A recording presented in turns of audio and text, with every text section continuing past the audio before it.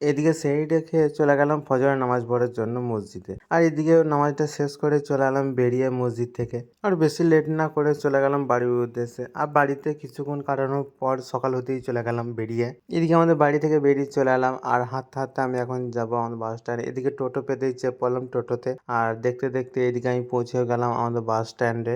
এদিকে এদিক ওদিক একটু ঘোরাঘুরি করার পর দাঁড়িয়ে পড়লাম আমি আমাদের বাস স্ট্যান্ডের কাছে বাস ধরার জন্য। এদিকে কিছুক্ষণ অপেক্ষা করার পর চলে আসে অবশেষে বাস। আর আমি আজকে যাব বর্ধমান। এদিকে বাস আসতে চেপে পড়লাম বাসে। আর দেখতে দেখতে এদিকে আমি পৌঁছি গোলাপবাগ বাস স্ট্যান্ডে।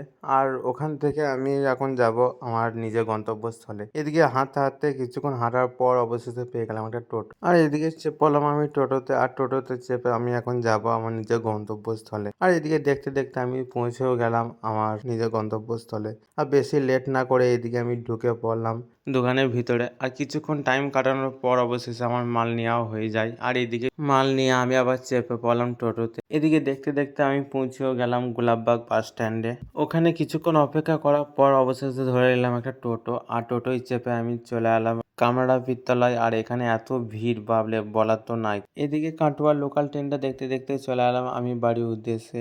আর আস্তে আস্তে এদিকে টাইমও হয়ে গেল মাগরিবের। আর আমি ইফতারটা সেরে চলে গেলাম মাগরিবের নামাজ পড়তে। আর এখানে আমার মিনি ব্লগটা শেষ করলাম। সবাইকে 5ই রমজানুল মুবারক।